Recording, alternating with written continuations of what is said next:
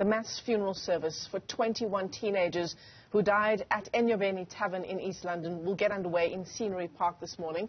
In fact, police yesterday told the Portfolio Committee on Women and Children that a stampede has been ruled out as a cause of death. Natalie Malgas is at the sports ground for us this morning, and she joins us live. Natalie, I'm just taking a look at the program for the funeral service today. So from 5 o'clock this morning to 7 o'clock, family rituals would have taken place at the funeral parlor. That's where our colleague Malungelo Boy is. And then it says from 7 to 8, the cortege will make its way to Scenery Park Sports Ground. Is that what you're seeing there this morning? So we're anticipating that cortege to make its way onto the sports ground in the next few minutes, Michelle.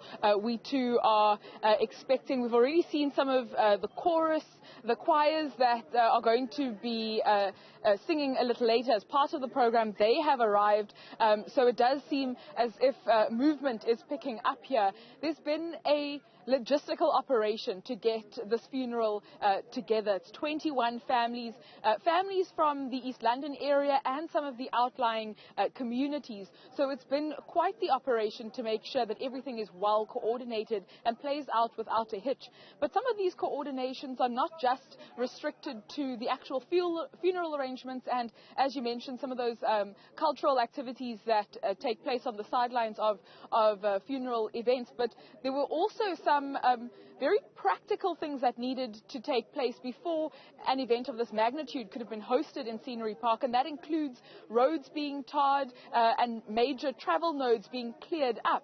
In fact, a lot of that work happened seemingly overnight. We've been in East London for several days now, and a lot of this work certainly wasn't underway when we first arrived in the area. I'm now standing with one of the youth leaders in Scenery Park to elaborate for us just on how he feels about some of the work that's been done. He claims that it wasn't with the community in mind. Maxwell, thank you for your time. How are you feeling about roads that were tarred overnight and infrastructure that was laid with urgency when this is something you've been asking for a while, you say? Yeah.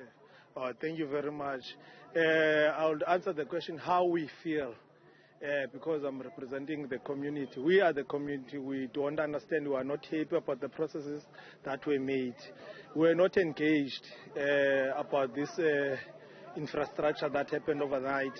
We don't know, as we, the community youth and also youth community members, we are not quite happy about the process. There's a lot that we are not happy about on how they have done. We don't even know the constructors that were given this tender. We're not engaged about that, and what we see, the processes that we're not happy with the way they handle things. They used outsiders without informing us as people from Scenery Park. We are the one who knows what is needed in Scenery Park, because we do have contractors in Scenery Park who are also doing that. So we really don't know what happened. Maxwell, can you appreciate that this was a really sensitive situation? It was 21 families affected and mostly locals of East London. So things needed to happen swiftly. Is that something that at least you can acknowledge?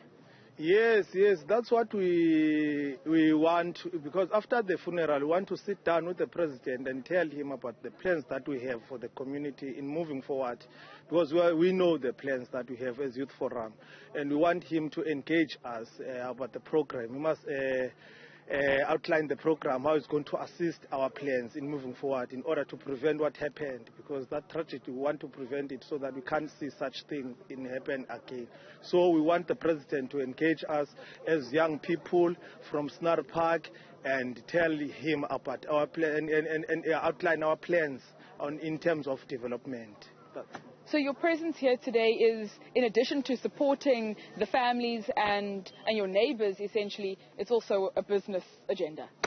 Yes, we are supporting the family. As you know, we are from Scenery Park. We know them personally, especially young kids that were families that were affected. We are friends of the families, the kids. We know them. We're mentors of the kids because we have this program of trying to develop them and mentoring them.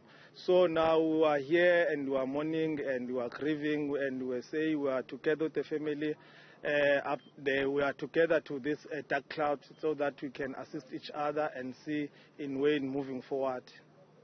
Thank you very much, sir. Michelle, and we're going to get a lot of that. We're going to get many community members who are expected to come out today and support the affected families, 21 of them, as I mentioned a little earlier, the majority of whom come from Scenery Park and from East London, but there are also families coming from some of the adjacent communities just outside of East London. The mood is very swiftly changing here. It was really official a short while ago with some of those last preparations being ironed out and being put in place. But as more mourners arrive, as we mentioned, the choirs are also arriving, and as we await that cortege, that mood is swiftly changing to one of being really somber and sad today.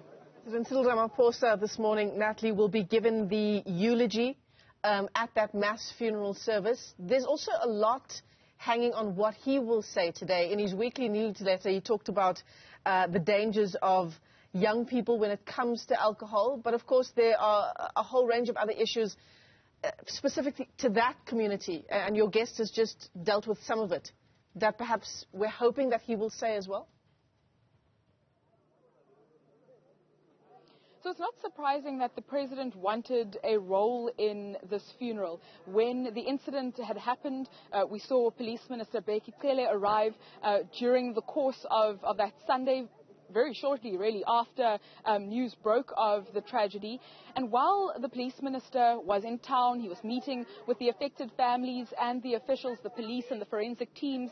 He says he got a call from the president, who at the time was in Germany meeting with the G7 leaders, to say that all the necessary teams and experts that he needs to deploy, the police minister needs to deploy, must be assigned this case.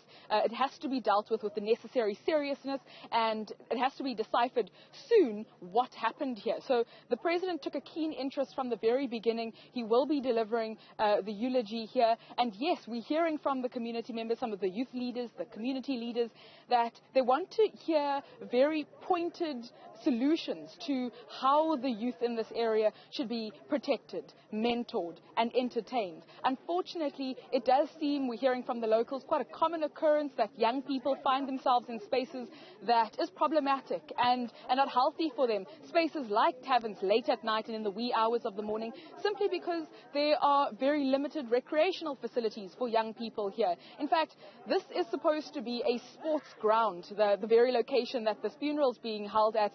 But it's just an open field, not even a well-maintained one. We're hearing from the locals that a lot of the maintenance, the infrastructure, the tarring of roads happened practically overnight, and that because senior government officials are in town and attending this big event. They don't feel that they are at the center of any of the big movements that are taking place in East London. Natalie Malgas, thanks very much indeed for that update. She's live to us there from the Scenery Park sports field. That's where the mass funeral will be getting underway in just an hour's time or so, at least that's according to the funeral program that we have. Live visuals coming to you as well there of the funeral cortege making its way to the sports field. We're told it's holding 19 coffins representing the children who died at Enyobeni Tavern. We were told that two of the families of two of the teenagers, have already laid them to rest. So that's the funeral cortege slowly making its way through that community. Heartbreaking scenes there going from Ndantsane to Scenery Park, where that mass funeral will be taking place today. Of course, we're watching that story quite closely. Those welcoming remarks said to be delivered by the Eastern Cape Premier, Oscar Mabuyane. Bheki Cele, we know, is also going to speak. Like Intimane is on the program. He's with the National Liquors Association. All of that, of course, in a build-up to the eulogy being delivered by President Cyril Ramaphosa.